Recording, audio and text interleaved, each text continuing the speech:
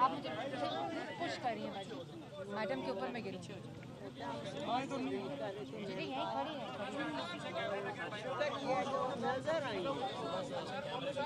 आगे से पैर थोड़ा सा बैठी कैमरे पीछे थोड़ा सा पीछे हो जाओ खैर पीछे हो जाओ थोड़ा खैर वो अंदर से लगे बाबू पीछे अपना का साथ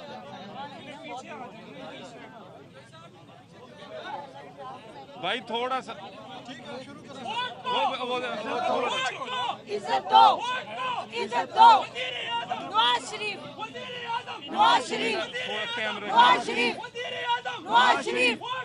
इज्जत दो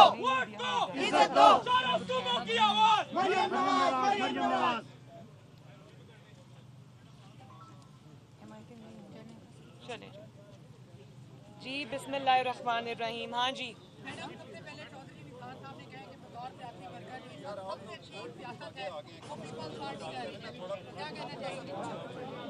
कुछ भी नहीं, नो कमेंट्स।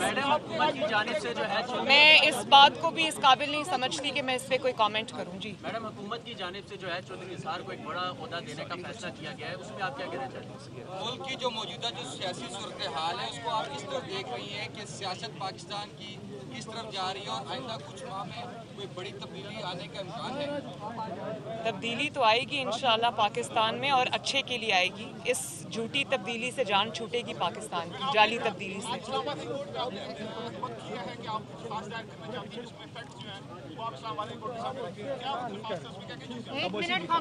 मैं बात कर रही हूँ, प्लीज जी दोबारा करेंगे क्वेश्चन प्लीज।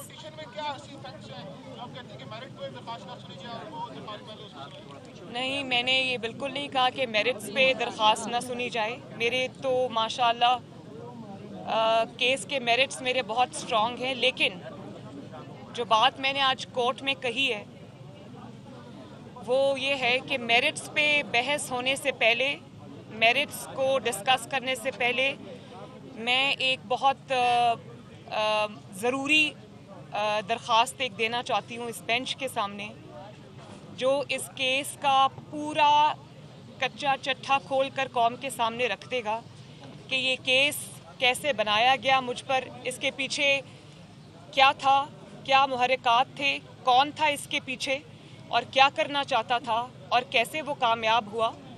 तो मैं ये चीज़ कौम के सामने रखना चाहती हूँ, इस बेंच के सामने रखना चाहती हूँ, और मैं ये समझती हूँ कि इन इश्यूज़ को सेटल किए बगैर, इन इश्यूज़ को एड्रेस किए बगैर, इनका जवाब दिए बगैर ये मुकदमा आगे नहीं बढ़ना चाहिए, ये अपील आगे नहीं बढ़नी चाहिए। इसलिए कि असल इशू ये है, मुकदमे में, अपील में जो इशू है वो तो एक बिल्कुल जिसको कहते हैं कि इंतकाम पर मबनी एक चीज़ है, और जिसकी जो पूरे कौम के सामने है जिसके हकायक, लेकिन उससे भी ज़्यादा ज़रूरी ये है कि उस इशू को सेटल किया जाए जिसके बारे में मैं दरख्वास्त देना चाहती हूँ, और वो मैं अभी नहीं बता रही, वो मैं प्रिपेयर कर रही हूँ, मेरे लॉयर्स प्रिपेयर कर रहे हैं, उसी के लिए मैंने आज टाइम मांगा है। उस इशू को सेटल किए बगैर ये मुकदमा आगे ना बढ़ सकता है, ना बढ़ना चाहिए, क्योंकि अगर उस इशू को सेटल किए बगैर ये मुकदमा आगे बढ़ा तो मैं ये कहने में हक बजाने भूंगी कि इंसाफ के तकाजे पूरे नहीं हुए।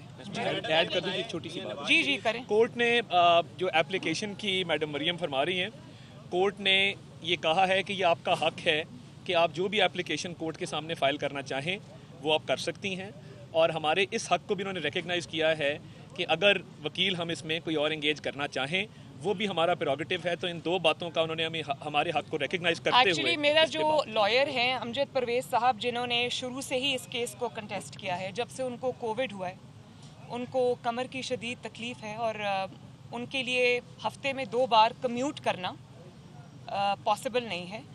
तो आप जानते हैं कि बाकी सब अपील्स तो अभी इल्तवा का शिकार है, सिर्फ मरियम नवाज शरीफ की अपील को उन्होंने आउट ऑफ टर्न भी लगा दिया है, सब कुछ कर दिया है। मैं उस मामले में नहीं जाती, मैं अपना केस कंटेस्ट करूंगी इंशाल्लाह।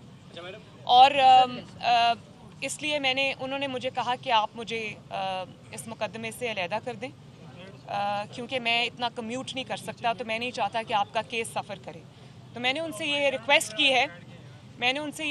की है कि आप मेरे मुकदमे को ही आप ही कंटेस्ट करें, लेकिन फॉर द टाइम बीइंग जब तक आपकी सेहत बेहतर नहीं हो जाती, मैं अपने लिए कोई और काउंसिल अरेंज करूँगी। तो ये बताएं, मियां नवाज शरीफ अगले उम्मीदवार होंगे वज़ीर आज़म के, कोई आपका सीईसी का इजलास होगा या उसको फॉर्मली मियां साहब पाकिस्तान जब इलेक्शंस अनाउंस होंगे और टाइम पे सब पार्टीज अपने उम्मीदवार अनाउंस करेंगी तो PMLN भी करेगी। ये बताएं कि साहब की दावेदार हुकूमत तो है, लेकिन ये बताएं कि अगर चेयरमैन रैब की एक्सटेंशन होती है तो क्या आपको काबिल कबूल होगी एक्सटेंशन? मुझे इस के बारे में क्या हो रहा है क्या नहीं मुझे पता नहीं है, मैं बात करके बताऊंगी पार्टी।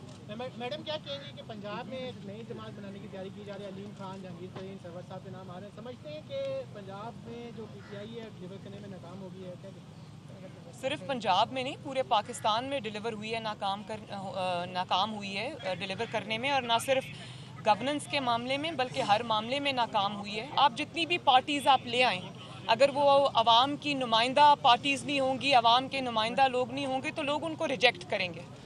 जी मैडम, क्या अफगानिस्तान में तालिबान की हुकूमत को तस्लीम करना चाहिए पाकिस्तान में? देखें, पाकिस्तान को जो करना चाहिए ना, वो ये करना चाहिए कि जो अफ़गान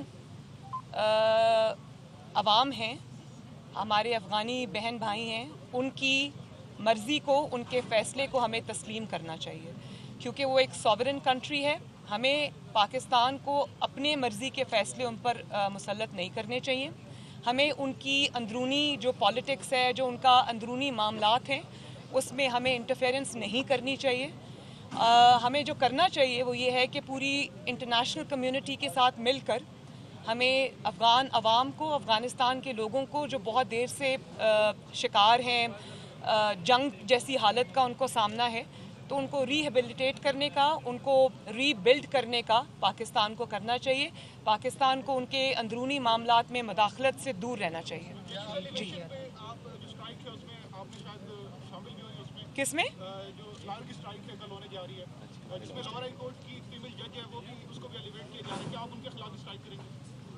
देखिए, मैं इसके बारे में अभी ना कुछ कहना चाहती हूँ, ये too early to say that. हाँ जी मैम, थोड़ा एक्सप्लेन कर दें कि शहबाज शरीफ ही उम्मीदवार बनाए वज़ीर आज़म होंगे या कोई नाम चेंज भी हो सकता है? देखिए, आपको इतनी जल्दी क्या है